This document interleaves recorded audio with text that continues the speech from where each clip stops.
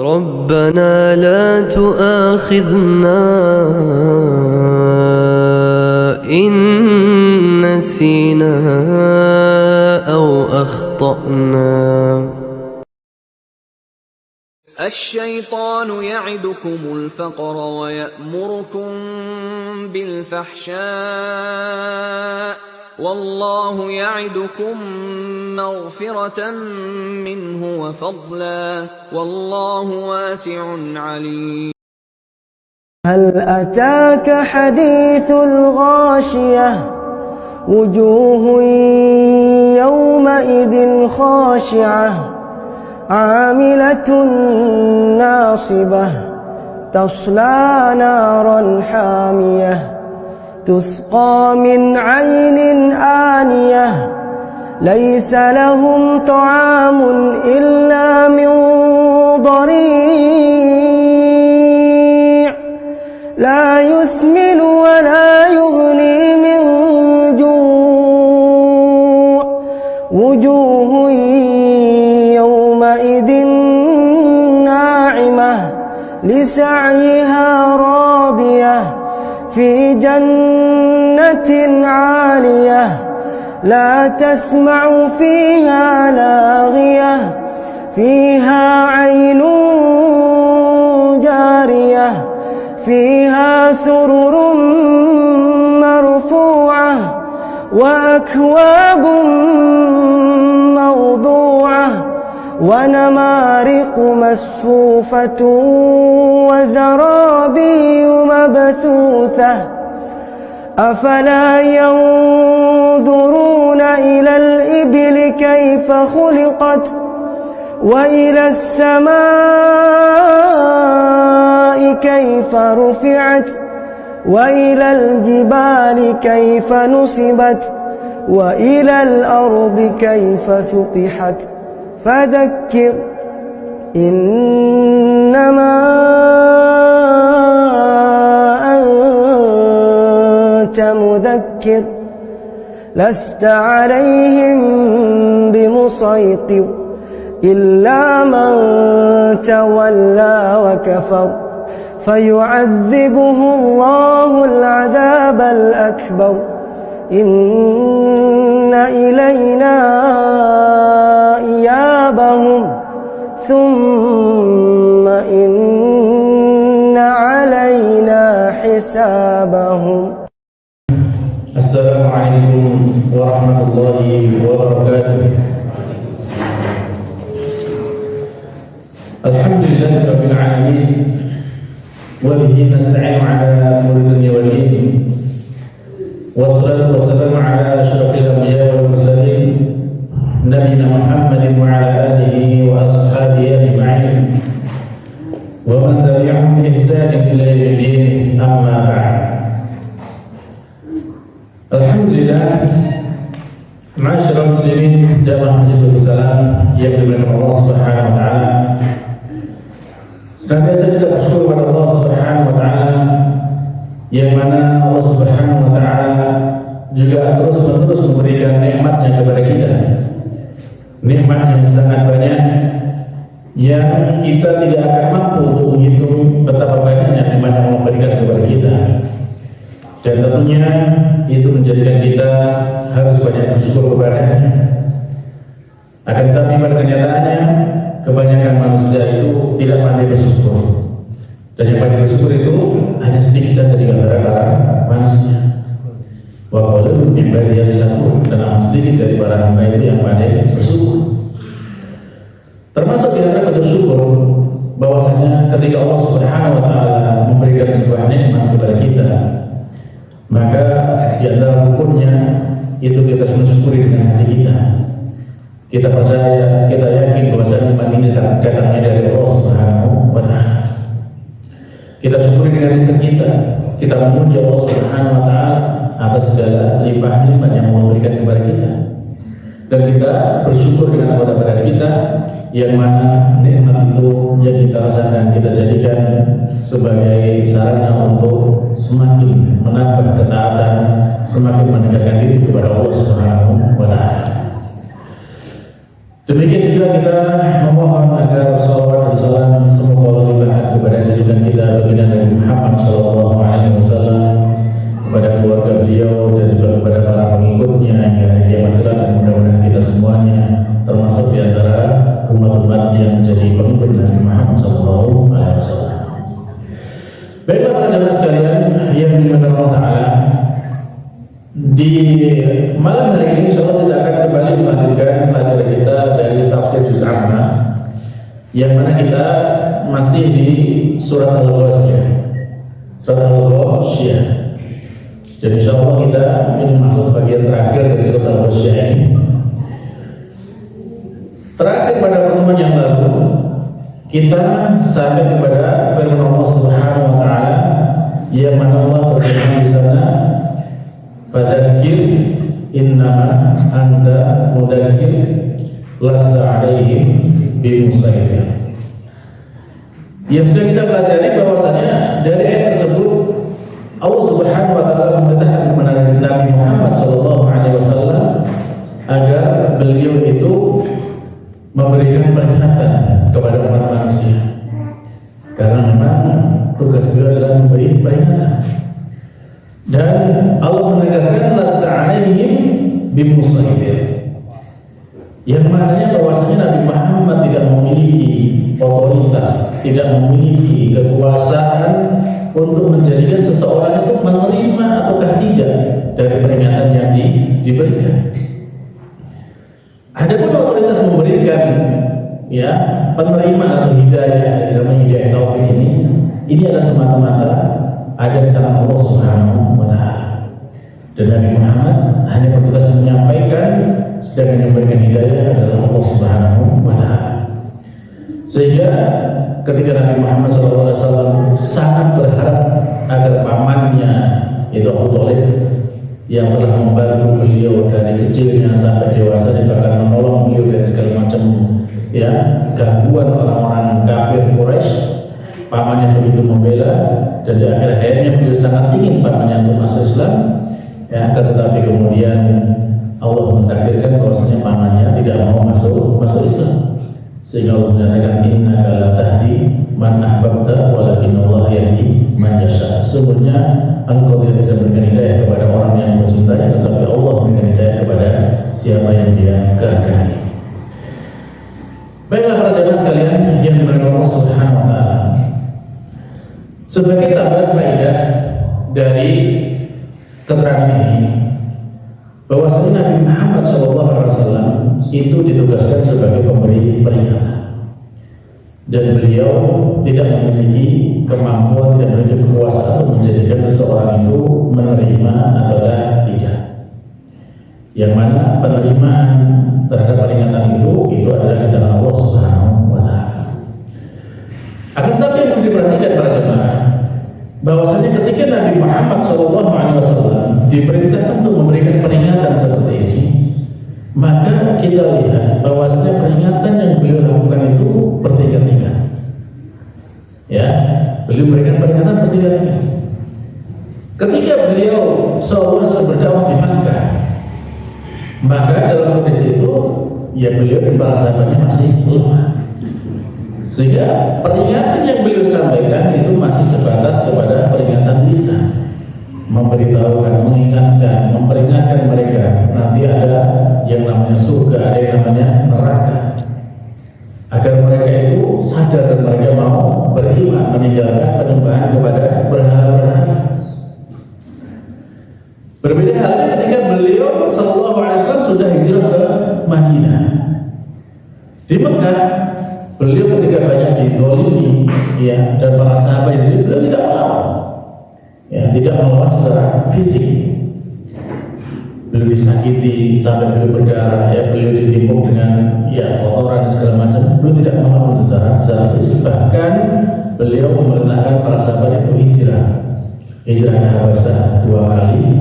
Ya, lalu kemudian ya sampai hijrah ke Madinah, dan termasuk beliau sallallahu alaihi wasallam itu juga diancam dibunuh, hingga kemudian Allah memerintahkan beliau hijrah ke Madinah bersama kasihnya itu sahabat Abu Bakar radhiyallahu anhu. Nah, kemudian kalau kita lihat ketika beliau sallallahu alaihi wasallam dan para sahabatnya sudah hijrah ke Madinah, maka bentuk peringatan yang beliau sampaikan kepada umat itu ada peningkatannya. Tidak sama seperti ketika beliau ada di Mekah. Ketika di Mekah cukup dengan ya lisan. Tapi ketika di Madinah, ya di sana sudah ada kekuatan. Beliau sudah memiliki kekuatan dan tentunya di sana ada peringatan-peringatan yang lebih daripada sekedar peringatan dengan lisan. Sehingga beliau sendiri menyampaikan kepada para sahabatnya dan kepada kita selaku umatnya, tentunya beliau bersabda bahwasanya man ra'a minkum munkaran falyughayyir biyadihi falyughayyirhu biyadihi fa illam yastati' bi lisanihi fa illam yastati' bi qalbihi wa dzalika ad'aful iman. Jadi barang siapa yang melihat kepada sebuah kemungkaran, maka hendaknya berubah dengan tangannya, artinya dengan kemampuan atau kekuatan yang dia miliki atau dengan kekuasaan yang dia miliki. Fa'ilam tadi kalau dia tidak mampu, fabilisannya maka dengan lisannya. Fa'ilam tadi fabiqolbi kalau dia mampu juga dengan hatinya. Wadhalika ada afil iman, yang demikian adalah iman yang paling lemah. Hadis riwayat Imam Muslim. Nah dari sini para jemaah sekalian yang Allah Subhanahu wa Ta'ala, kita lihat prakteknya bagaimana baginda Nabi SAW kemudian mempraktekkan kaidah ini. Ya di Madinah, maka kemudian beliau itu ya menerapkan ajakan ini kepada orang-orang yang masih belum beriman. Mereka didakwahi, diajak masuk Islam. Kalau kemudian mereka nggak mau menerima, maka mereka kemudian diberikan pilihan untuk membayar jizyah. Kalau nggak mau juga maka diperangi. Ya, ini menunjukkan bahwasanya ketika ada kemungkaran maka itu sudah bisa diingkari dengan kekuatan. Ya, termasuk ketika beliau dan para sahabatnya di Mekah ketika masih dalam Rasulullah, ketika mereka dirampas hartanya, mereka tidak melawan secara fisik. Mereka tinggalkan semua harta itu, sehingga ketika mereka hijrah dari Mekah ke Madinah, mereka tidak bawa apa-apa. Kekayaannya, ya, barang perdagangannya, ternaknya, rumahnya, segala macamnya itu diambil alih sama orang-orang Quraisy. Nah, tapi ketika kemudian sudah beliau hijrah ke Madinah, maka beliau memiliki kekuatan dengan para sahabatnya, maka kemudian beliau ya berusaha mengambil kembali apa yang telah diambil oleh orang-orang Quraisy, orang-orang kafir Quraisy, sehingga terjadilah perang Badar. Di antaranya seperti itu. Nah dari situlah para jamaah sekalian yang Allah Subhanahu wa Ta'ala, maka ini juga menjadi hal yang penting buat kita dalam kaidah ingkar mungkar, mengingkari kemungkaran. Yang mana kalau kita melihat ada sebuah kemungkaran, maka kemungkaran itu wajib diingkari, tidak boleh dibiarkan. Tidak boleh kita ridho kepada adanya sebuah kemungkaran. Ya, termasuk ya kemungkaran-kemungkaran yang berasal bukan dari agama kita. Ya, termasuk kemungkaran Allah harus segala macamnya. Kalau misalnya banyak kemungkaran ya harus diingkari. Nah, seperti apa pemikiran yang bisa dilakukan? Maka ini sesuai dengan kemampuan kita. Kalau misalkan kita memiliki kekuasaan, apakah kita seorang penguasa misalkan seperti itu, ya, yang memiliki jabatan, memiliki wewenang untuk mencegah misalkan perayaan, maka dia harus melakukannya itu. Ya, menghentikan, melarang kegiatan, ya, kemungkaran dalam perayaan-perayaan misalnya. Nah, kalau kita nggak punya kekuasaan, maka ya sebatas kekuasaan atau kemampuan yang kita miliki. Misalkan sebagai ya mungkin lebih rendah daripada itu, apakah ketua RW, ketua RT bisa mencegah di lingkungannya. Kalau lebih kecil lagi misalkan kepala rumah tangga, maka dia bisa mencegah di keluarganya supaya tidak ikut-ikutan, ya, apakah istrinya, anaknya diperingatkan agar tidak ikut-ikutan menjalankan kemungkaran itu. Nah, dan segala macam bentuk kemungkaran yang lainnya pun sama seperti itu, sehingga ketika ada kemungkaran tidak bisa dibiarkan. Kalau memang di situ ada kekuatan bahwasanya kita memiliki kemampuan untuk mencegah dengan tangan, maka itu ya wajib diingkari. Dan kaidahnya bagaimana? Kaidahnya itu ketika ada sebuah kemungkaran, kemungkaran ini diingkari, artinya dicegah, dilarang. Dan kemudian kemungkaran ini hilang atau kemungkaran ini berubah keadaannya, maka ini wajib dilakukan ingkarul mungkar. Jadi wajib dicegah. Ya. Kalau kemudian misalkan ada sebuah kemungkaran, terus kemungkaran itu diingkari, ya dengan tingkatan tadi, apakah dengan tangan, dengan lisan ataupun dengan hati itu ya. Nah, kalau kemungkaran itu diingkari, ternyata kemungkaran itu justru malah mengakibatkan kemungkaran yang lebih besar, maka ini haram diingkari. Jadi biarkan saja. Karena kalau misalkan kita melakukan pengingkaran itu ternyata berakibat kemungkaran yang lebih besar. Jadi tidak boleh dibiarkan, karena itu nanti khawatir terjadi hal-hal yang lebih buruk lagi. Dan kalau kemudian ternyata misalkan ini ada kemungkaran dan diingkari, ya dicegah misalkan seperti itu, terus ternyata kemungkaran ini misalkan di situ nanti kemungkinannya ya nggak berubah, tetap ada seperti itu, atau misalkan kemungkaran itu hilang tapi berganti dengan kemungkaran lain yang kadarnya sama, ya sama-sama, misalkan ketika kerusakannya sama, misalnya seperti itu. Nah, maka di sini termasuk di antara medan, istilahnya medan istihad dari seorang yang akan melakukan pengingkaran tersebut atau melakukan mencegah kemungkaran tersebut, apakah dilakukan ataukah tidak. Nah, maka di sana bisa dilihat ya, dalam hal seperti ini ketika memberikan peringatan atau mencegah kemungkaran misalkan seperti itu, nah silakan dilihat kemampuan kita sampai di mana, kemudian ya dampak dari yang kita lakukan itu seperti apa. Ya, jadi kalau memang itu bisa mencegah dan menghilangkan atau mengurangi kerusakan dari sebuah kemungkaran, ya harus dilakukan. Kalau ternyata sebaliknya, maka tidak boleh dilakukan. Baik, nah itulah bahwasannya. Nah ini termasuk juga ya dalam hal yang lebih kecil hukumnya ya, apakah itu kepada anak-anak atau kepada yang lainnya. Kalau memang kita lihat anak itu melakukan sebuah kemungkaran, ya seorang orang tua dia punya yang namanya kekuatan kan gitu ya. Orang tua terhadap anaknya dia punya kekuatan, maka dia lakukan tinggal makan dengan tangan. Ya. Faliwayu biadi, gitu. Nah ini yang perlu dilakukan. Nah, baiklah perjalanan sekalian Allah Subhanahu wa taala, itu ya terkait dengan bagaimana Allah Subhanahu wa taala memerintahkan ya kepada Nabi Muhammad untuk memberikan peringatan kepada umat manusia. Baik. Lalu kemudian Allah melanjutkan firman-Nya, illa man tawalla wa kafar fayu'adzibuhu Allahul 'adzabal akbar. Nah,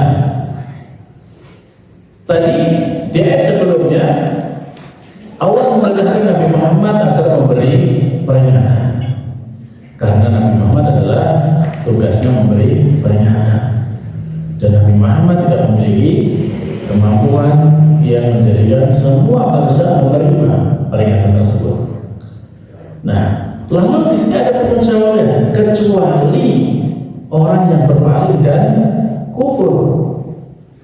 Nah, maka kata pengecualian di sini, kecuali di sini, ini maknanya bukan sebagai pengecualian dari kalimat sebelumnya atau ayat sebelumnya. Ini namanya pengecualian yang terpisah. Karena kalau pengecualian ini kepada kalimat sebelumnya atau kepada ayat sebelumnya, maka maknanya menjadi bahwasanya wahai Nabi Muhammad, ya, kamu tidak memiliki kemampuan, ya, tidak memiliki kekuasaan untuk menjadikan orang itu menerima peringatan yang kamu berikan, kecuali orang yang kafir dan orang yang berpaling, maka mereka bisa kamu memiliki kekuasaan untuk memaksa mereka atau menjadikan mereka menerima. Kan gitu kalau dikecualikan secara langsung. Nah, padahal maknanya tidak demikian, ya. Tidak demikian maknanya. Ini yang disebut sebagai pengecualian yang terpisah. Nah, sehingga makna yang benar bagaimana? Makna yang benar bahwasanya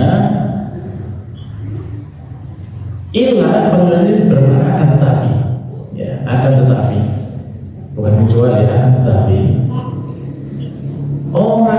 yang kata Nabi Muhammad ya diperintahkan untuk memberikan peringatan. Nabi Muhammad tidak memiliki kekuasaan, tidak memiliki otoritas untuk menjadikan orang itu menerima atau tidak. Nah, akan tetapi ya orang-orang yang berpaling dan orang yang kafir tidak mau menerima apa peringatan dari Nabi Muhammad SAW, setelah beliau memberikan peringatan itu, maka mereka inilah yang akan mendapatkan siksaan yang besar. Fayu'adzibuhullahu adzabal akbar. Maka Allah akan berikan kepada mereka yaitu azab yang terbesar. Jadi orang yang berpaling dan orang yang kufur setelah Nabi Muhammad memberikan peringatan, memberikan wahyu kepada mereka, maka mereka inilah yang akan diazab. Ya, tawalla itu maknanya adalah berpaling, yang menjauhi kebenaran, tidak mau menerima kebenaran, tidak mau mendengar kebenaran. Ya, sudah diberitahu tapi nggak mau ngereken, nggak peduli dengan kebenaran itu seperti apa. Bahkan kalaupun mereka itu mendengar kebenaran itu, misalkan mendengar ayat Al-Quran, mendengarkan pengajian, mendengarkan tausiah segala macamnya, apa yang mereka lakukan? Ya mereka lakukan ya hanya sekedar lewat saja, tidak masuk ke dalam hatinya, masuk telinga kanan mental lagi, ya nggak sampai masuk ke telinga kiri, keluar lagi dari telinganya, sehingga tidak ada bekasnya dari nasihat ataupun dari peringatan yang diberikan. Hal ini sebagaimana yang Allah sebutkan bahwasanya ada orang-orang yang seperti itu. Mereka mendengar, mereka tahu ada kebenaran yang disampaikan, akan tapi mereka justru berpaling, meninggalkan kebenaran itu. Misalkan seperti Allah sebutkan dalam surat Al-Anfal ayat 20-21. Allah berfirman di sana, ya ayyuhalladzina amanu, wahai orang-orang yang beriman, atii'u Allah wa rasulah, taatlah kalian kepada Allah dan juga kepada Rasulnya. Wala tawallaw, janganlah kalian berpaling. Wa anhum, janganlah kalian berpaling darinya. Wa antum ta'lamun, dan kalian wa antum tasma'un, dan kalian mendengar apa yang disampaikan. Jadi kalau ada orang yang sudah diberi nasihat, sudah diberikan ya tausiah, dibacakan ayat Al-Quran, dibacakan hadis, dan tahu yang benar seperti itu, kalau terus kemudian enggak mau, itu dilarang sama Allah Subhanahu wa ta'ala. Wala tawallaw anhu wa antum tasma'un, jangan kamu berpaling darinya sedangkan kalian itu mendengar. Wala takunu kalladzina qalu sami'na wa hum la yasma'un, dan juga janganlah kalian menjadi seperti orang-orang yang mereka mengaku kami dengar, padahal mereka itu tidak mendengar. Artinya apa? Artinya mereka itu nggak mau tunduk, nggak mau patuh. Jadi kalau disampaikan kepada mereka, gimana? Sudah ngerti? Sudah. Tapi apakah dikerjakan? Tidak. Ya, misalkan orang yang nggak sholat dikasih tahu, sholat itu wajib hukum Islam, sholat itu sudah terbesar, gitu kan, harus dikerjakan oleh umat Islam. Oh iya, saya tahu, saya ngerti. Tapi nggak, tetap aja nggak sholat. Nah, ini termasuk larangan di sini. Wala takunu kalladzina qalu sami'na, ya kami tidak mendengar. Wa hum la yasma'un, pada kenyataannya mereka ya tidak mau mendengar, tidak mau menjalankan mentah.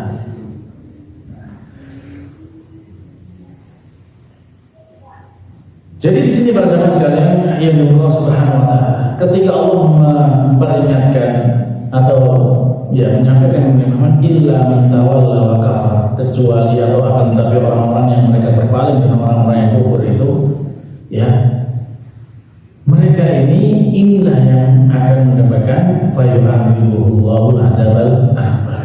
Mereka akan mendapatkan siksa yang terbesar dari Allah Subhanahu wa ta'ala. Kapan itu? Yaitu pada hari kiamat. Siksa terbesar, siksa nanti pada hari kiamat. Nah, dan itu termasuk siksaan yang paling berat, siksaan yang paling menghinakan, siksaan yang paling menyakitkan, yaitu nanti ketika di hari kiamat. Nah, berarti maknanya ada siksaan yang lebih ringan daripada itu? Iya ada. Ada siksaan yang lebih ringan daripada siksaan di hari kiamat. Kapan itu? Itu siksaan di dunia. Para jemaah, apakah kemudian ketika orang-orang kafir itu, ya, di dunia mereka tidak mendapatkan siksaan? Oh, mereka dapat. Paling tidak mereka itu, ya, gelisah itu pasti ada. Ya, susah itu pasti ada, tidak nyaman segala macam, itu termasuk siksaan di dunia. Atau mungkin juga mereka ditimpa dengan sakit, ya, ditimpa dengan berbagai musibah, bahkan juga bencana. Itu termasuk siksaan bagi mereka di dunia, sebelum nanti siksaan bagi mereka di hari kiamat. Nah, bahkan ya, ketika mereka itu orang-orang kafir di dunia itu, mereka mendapati kehidupannya, sistem yang mereka terapkan itu menjadi sistem yang kacau, yang menyusahkan, yang menyengsarakan. Itu termasuk bagian dari siksaan dunia yang mereka rasakan. Dan sudah seperti itu, nanti di hari kiamat mereka masih mendapatkan siksaan lagi yang jauh lebih berat. Ini adalah ruginya orang kafir. Di dunia sudah tidak mendapatkan kenikmatan, ya, sudah tersiksa, di akhirat itu tambah tersiksa lagi. Baik. Lalu kemudian Allah mengatakan firman-Nya, Inna ilaina iyabahum. Sesungguhnya kepada kamilah kembalinya mereka. Semua manusia itu akan kembali kepada Allah Subhanahu wa Ta'ala. Baik yang mukmin maupun yang kafir, semuanya akan kembali kepada Allah Subhanahu wa Ta'ala. Dan tentunya berbeda keadaannya. Orang mukmin ketika kembali kepada Allah tentu mereka senang, gitu ya. Adapun orang kafir ketika kembali kepada Allah, mereka dalam keadaan yang sangat susah. Allah menyatakan dalam surat Al-Insyiqaq ayat ke-6, ya ayyuhal insan innaka kadhibun ila rabbika kadhan famulaqih. Wahai sekalian manusia, sungguh kamu telah melakukan sebuah upaya dengan sebenar-benarnya untuk menuju kepada Tuhan kalian, maka kalian pasti akan menemuinya. Pasti kita akan menghadap kepada Allah Subhanahu wa Ta'ala. Maka kalau seperti ini para jemaah, kita sudah pasti akan dipanggil menghadap kepada Allah Ta'ala. Tidak ada seorang pun di antara kita yang dia luput dari panggilan ini. Semuanya pasti akan menghadap kepada Allah Subhanahu wa Ta'ala. Lantas apa yang perlu kita siapkan saat kita nanti menghadap kepada Allah Subhanahu wa Ta'ala? Pertama, kalau kita misalkan diberitahu bahwasanya kita akan dipanggil oleh atasan kita, oleh bos kita, untuk melaporkan kinerja kita, kira-kira kita akan menghadap kepada bos itu dengan membawa laporan yang terbaik atau asal-asalan data? Pasti kita siapkan laporan yang terbaik supaya diterima oleh atasan kita. Nah ini sekarang kita sebenarnya pasti akan dipanggil menghadap kepada Allah Subhanahu wa Ta'ala, dan kita akan diminta laporan pertanggungjawaban dari apa yang kita lakukan. Nah pertanyaannya, apa yang kita siapkan untuk itu? Apa yang kita siapkan? Maka tentu bahwasanya para jemaah, kita harus menyiapkan yang terbaik yang bisa kita bawa saat kita menghadap kepada Allah Subhanahu wa Ta'ala. Bagaimana sih keadaan ketika kita dipanggil kepada Allah Subhanahu wa Ta'ala? Baginda kita Nabi Muhammad SAW mengatakan kepada kita, Ma minkum min ahadin, tidak ada di antara kalian itu seorang pun illa sayukallimuhu rabbuhu, melainkan akan berbicara kepadanya Tuhannya. Laisa bainahu wa baina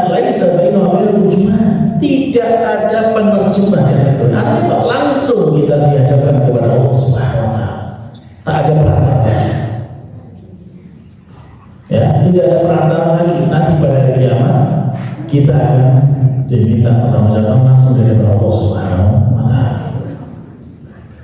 Sehingga bagi Nabi Muhammad menyatakan bahwa fayanzuru aymana min, maka dia melihat kepada sisi kanannya, fala yara ila maqad, tidaklah dia melihat kecuali apa yang selama ini pernah dia lakukan selama di dunia.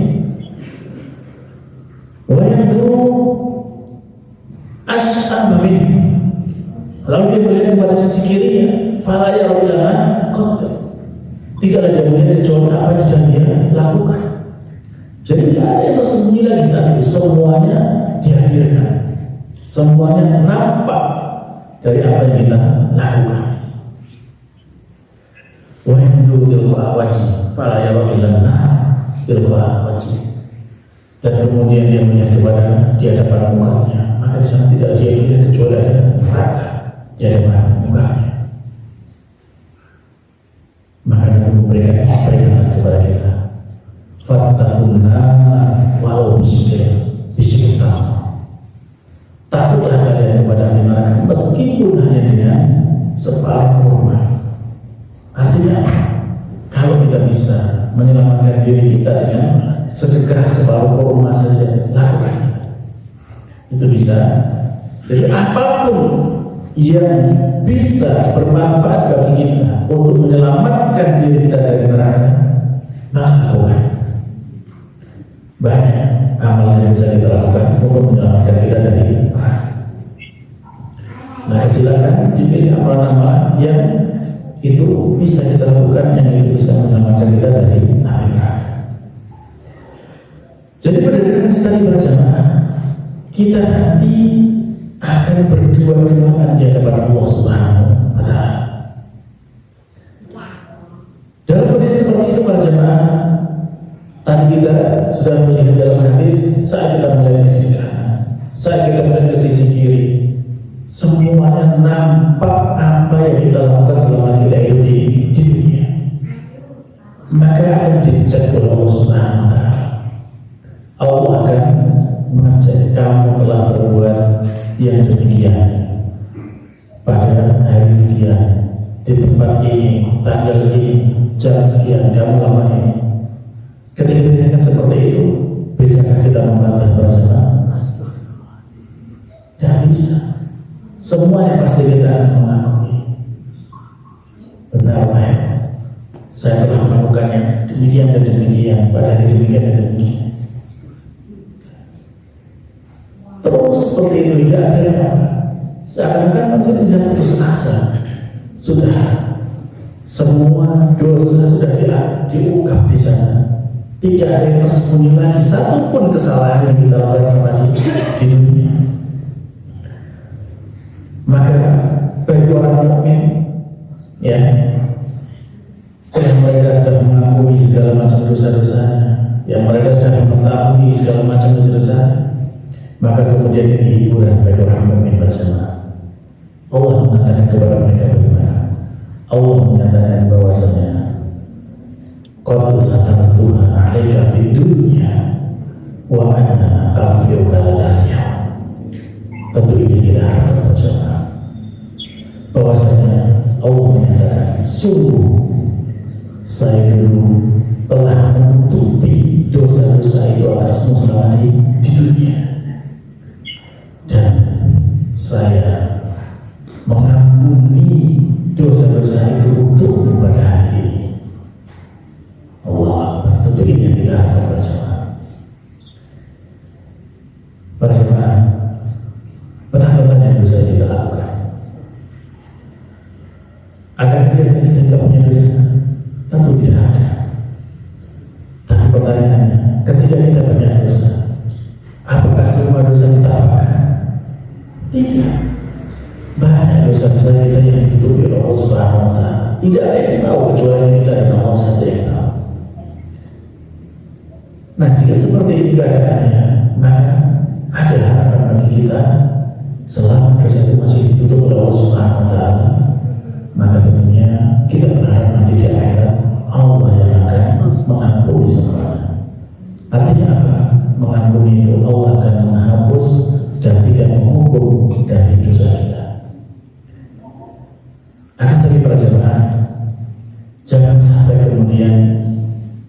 ketika kita melakukan sebuah dosa atau terjerumus ke dalam sebuah dosa yang tentu kita tidak ingin untuk berada di sana. Saat Allah sudah menutupi dosa kita, jangan kemudian kita mengubah dosa itu. Jangan kemudian kita tampakkan dosa itu. Ya. Nabi menyatakan kepada kita bahwasanya kullu ummati ma'afan lil mujahidin. Semua umat itu nanti akan mendapatkan ampunan, dimaafkan oleh Allah Subhanahu kecuali yang mujahid. Mujahid itu apa sih? Ada orang yang berbuat dosa di malam hari, tidak ada yang tahu dosa ini yang dia lakukan, dan Allah tutupi dosa itu, tapi ternyata di pagi harinya dia ubah dosanya. Dia umumkan kepada manusia bahwasanya telah melakukan dosa ini, dosa itu. Namun dia tidak, dan tidak dimaafkan sama Allah. Dan apalagi zaman kita sekarang para jemaah, sangat mudah bagi kita yang untuk apa?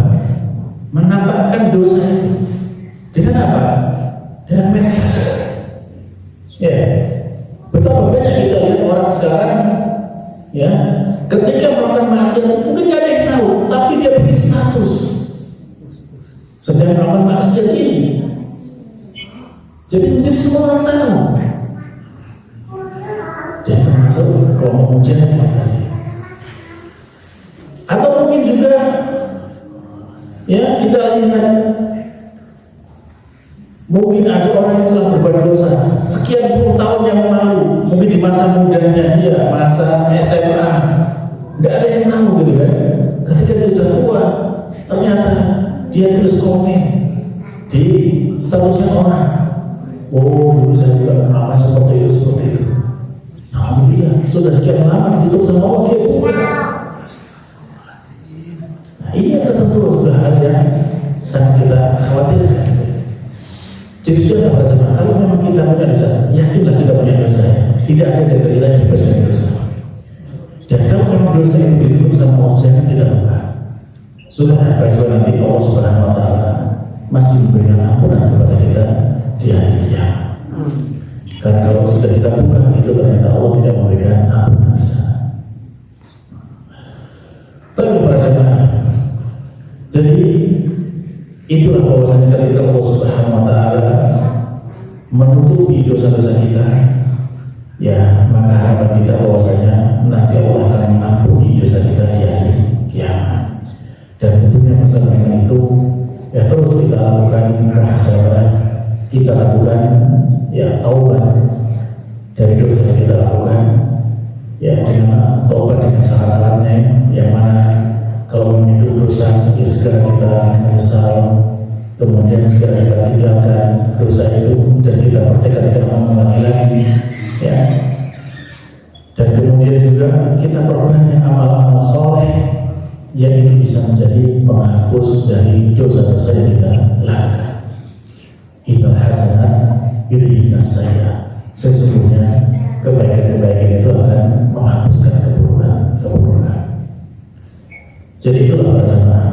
Jadi harapan kita ya dengan segala kebaikan yang kita lakukan itu menghapuskan semua keburukan yang telah kita lakukan, dan nanti Allah Subhanahu Wa Taala akan menghapusnya untuk kita semuanya di hari kiamat. Baik, kemudian ayat terakhir Allah berfirman, "Tsumma inna 'alaina hisabah." Kemudian sesungguhnya sudah menjadi tugas kami untuk menghisab mereka. Menghisab ini para ulama menyatakan bahwasanya hisab itu adalah hisab yang mudah. Ya, hisab ini ya ibaratnya mungkin barangkali kalau di dunia itu semacam kayak apa ya, audit gitu ya. Nah kalau kita di audit itu berjemaah, itu kan sudah sangat merepotkan gitu ya. Bahkan untuk menyiapkan laporan jadi sampai berkumpul segala macam atau akreditasi gitu ya. Itu baru di dunia, hanya satu bagian. Nanti di hari kiamat itu keseluruhan amal yang kita lakukan itu yang akan dihisab Allah Subhanahu wa Ta'ala. Dan tentunya hisab seperti ini tentu ada hisab yang mudah. Hisab yang mudah itu bagaimana? Hisab yang mudah itu cukup sebagaimana tadi disampaikan, ya, ditunjukkan, kita mengakuinya, dan kemudian Allah memaafkan. Itu hisab yang mudah. Tapi ketika misalnya nanti sampai kepada ada sebuah dosa yang kemudian di sana diberikan hukumannya, maka itu menjadikan seseorang itu ya akan binasa. Orang itu akan tersiksa di hari kiamat. Jadi kata Nabi Muhammad SAW bahwasanya ketika mereka di sana itu, ya maka mereka akan binasa. Mereka akan tersiksa. Ya. Para jemaah, kalau kita mau jujur para jemaah, ya, kadang amal yang kita lakukan itu dibanding dengan nikmat yang Allah berikan, kira-kira banyak mana para jemaah?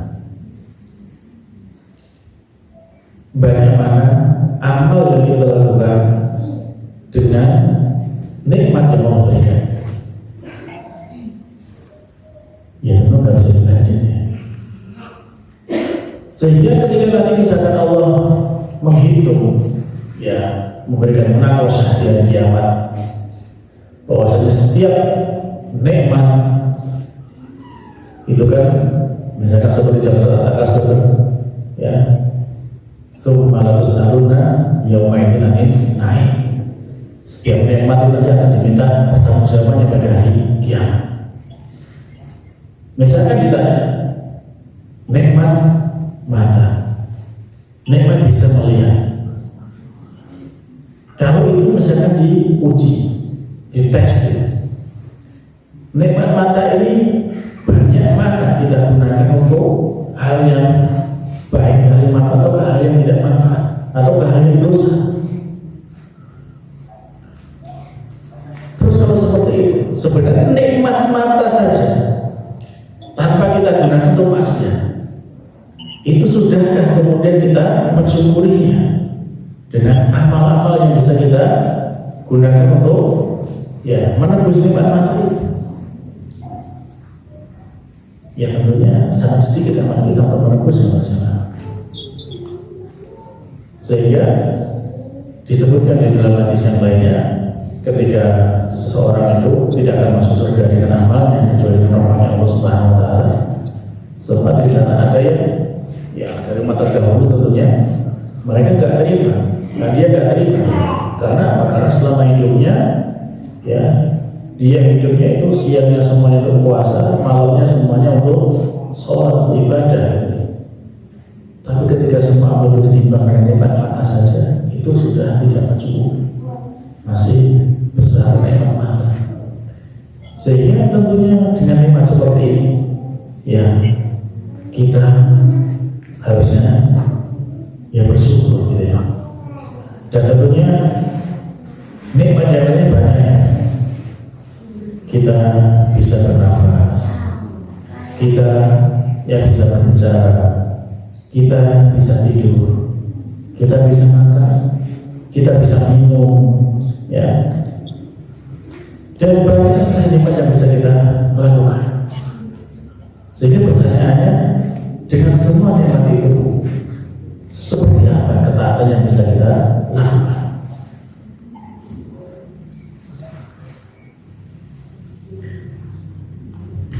Baik, kita mungkin para jemaah mungkin merasa kalau sekarang ya kita diberikan nikmat bisa melihat, nikmat bisa bicara, nikmat bisa makan, nikmat bisa menentukan, itu biasa saja. Tiap hari juga kita rasakan seperti itu. Tapi coba dengan bayangkan, ketika misalkan Allah cabut satu nikmat itu dengan sakit gigi saja, kira-kira terasa betapa nikmatnya sehat itu. Padahal sakitnya baru sakit gigi, ya, belum sakit mata, belum sakit yang lainnya. Sehingga terkadang kita yang lupa bahwa setiap nikmat yang kita rasakan itu banyak, tapi kita tidak menyadarinya. Ya, cenderung kita melupakan nikmat itu. Dan baru saat Allah mencabut satu nikmat saja itu baru kita merasakan itu, ini nikmat ini besar. Ya. Jadi itulah para jemaah bahwasanya tentunya dengan yang seperti ini. Ya, kalau kita tidak bisa mensyukuri nikmat-nikmat tadi dan kemudian tidak bisa ya menggunakannya untuk ketaatan, ya maka itulah yang menjadikan sebab seseorang itu nanti di akhirat. Man nuqisa hisab, ya siapa yang dimunakosah dalam hisabnya, ya maka dia akan binasa. Ada orang mukmin yang disebutkan tadi hadisnya, ya mereka mempunyai hisabnya yang mudah. Hisabnya yang mudah, cukup Allah sebutkan dosa-dosa yang dilakukan, lalu kemudian kita mengakuinya dan kita tidak bisa mengingkarinya, lalu kemudian Allah Subhanahu wa Ta'ala menyatakan kepada kita bahwasanya Allah telah menutupi di dunia dan kemudian Allah mengampuni pada hari kiamat kelak. Maka ini hisabnya orang mukmin. Ada orang kafir, ya tentunya orang kafir ini kebaikannya tidak ada nilainya, tidak ada nilainya. Sebaik apapun orang kafir itu tidak ada nilainya kebaikan sama sekali. Sehingga pernah di masa Rasulullah SAW itu ada orang dari kalangan kafir Quraisy. Orang ini dikenal sangat baik orangnya di masyarakat, tapi nggak beriman kepada Nabi Muhammad SAW. Sehingga kita ditanyakan kepada dia apakah bermanfaat semua amal kebaikannya, nah kemudian tidak bermanfaat. Kenapa? Ya, kalau kita lihat seperti tadi coba-coba, sekiranya ya kebaikan yang dia lakukan itu untuk menebus nikmat yang dirasakan selama ini, cukup deh? Tidak cukup. Apalagi belum dengan kekufuran yang dia lakukan, kemusyrikan yang dilakukan itu mendatangkan murka Allah Subhanahu wa Ta'ala. Maka itu bahwasanya ya orang kafir sebaik apapun dia itu ya tidak ada nilainya kebaikan itu, karena ya dia ya telah istilahnya tidak ada nilainya karena keburukannya jauh lebih besar daripada yang dia miliki. Bahkan kalau orang mukmin tadi kan Allah panggil sendiri-sendiri, tidak ada yang tahu orang lain kan gitu. Ketika disebutkan dosa-dosa kita itu ya sebagai orang mukmin nggak ada hanya kita dan Allah cuma berdua. Tapi kalau orang kafir tidak demikian. Orang kafir diumumkan di semua manusia, dapat semua manusia. Misalnya bayangkan orang sekarang aja dengan satu dosa korupsi aja ketika diberitakan di TV itu sudah malunya luar biasa. Nah ini ketika orang kafir diumumkan di depan semua manusia, Allah menyatakan kepada mereka, haula'il ladzina kadzdzabu 'ala rabbihim ala la'natullahi 'alal zalimin. Mereka inilah orang-orang yang mendustakan kepada Tuhan mereka. Ketahuilah bahwasanya laknat Allah akan ditimpakan kepada orang-orang yang zalim.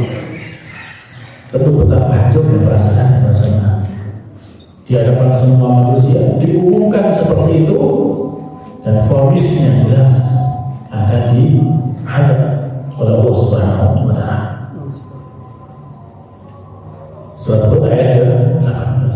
Maka tentu kita mohon perlindungan kepada Allah Subhanahu wa Ta'ala agar Allah senantiasa menjaga kita, melindungi kita dari segala macam ya keterpurukan. Allah Subhanahu wa Ta'ala menjaga kita ya dan menyelamatkan kita dari segala macam kehinaan, dan tentunya Allah Subhanahu wa Ta'ala memberikan kepada kita keistiqomahan di jalannya selama kita hidup di dunia, dan juga nanti memberikan keselamatan kepada kita tentunya di hari yang sangat tersebut di hari kiamat kelak nantinya, sehingga kita diselamatkan dan kita masuk surga semuanya. Amin. Amin.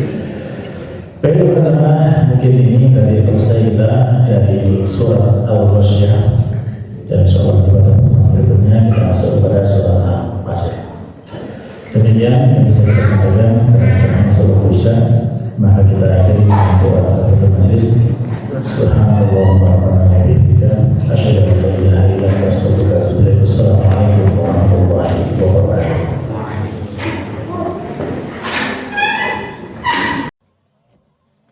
لئن شكرتم لأزيدنكم ولئن كفرتم إن عذابي لشديد